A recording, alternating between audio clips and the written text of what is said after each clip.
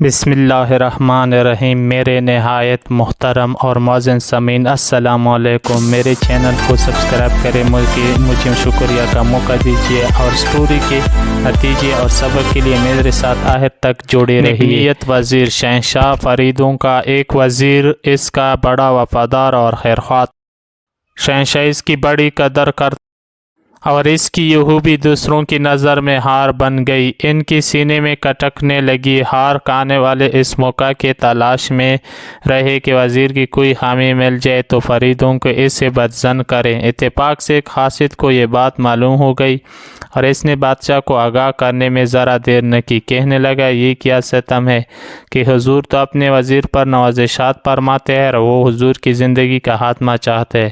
وہ لوگوں کو اس شرط پر قرض دیتا ہے کہ جب بادشاہ کا انتقال ہو جائے میری رقم لوٹا دینا۔ چنانچہ حضور کے لشکر کے بہت سے لشکروں نے اس شرط پر اس سے قرض لیا ہے۔ یہ بات بادشاہ نے سنی تو اس وقت وزیر کو بلایا اور اس سے کہا، تم کیسے انسان ہو جس کا نمک کھاتے ہو، اسی کی موت کے خواہاں ہو، لوگوں کے اس شرط پر قرضہ دیتے ہو کہ ہماری موت کے بعد وصول کرو گے، بڑے نالائق نکلے ہو تم۔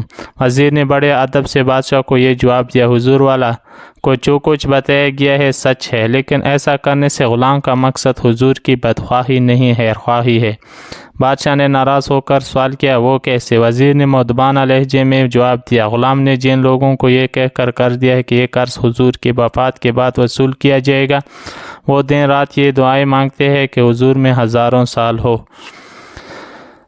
زیادہ سے زیادہ لمبی عمریں پائے تاکہ انہیں قرضہ جلدی ادا نہ کرنا پڑے۔ یہ بات بادشاہ کی سمجھ میں آ گئی۔ اس کا چہرہ خوشی سے تمتما اٹھا۔ اس نے اپنے وزیر بتدبیر کی تعریف کی اور اس کو اپنا وزیر اعظم بنا دیا۔ نتیجہ اور سبق کہ انسان کا ظاہر و باطن صاف ہو تو اسے کوئی چیز نقصان نہیں پہنچا سکتی۔ جب خود خدا پاسبان ہو تو خوف کس کا اور کس سے ہو؟ اس کی بہترین مثال حضرت یوسف علیہ السلام کی زندگی ہے۔ دشمنوں اور مخالفوں کی دشمنی اور مخالفت کے باوجود آپ درجات میں ترقی کرتے گئے۔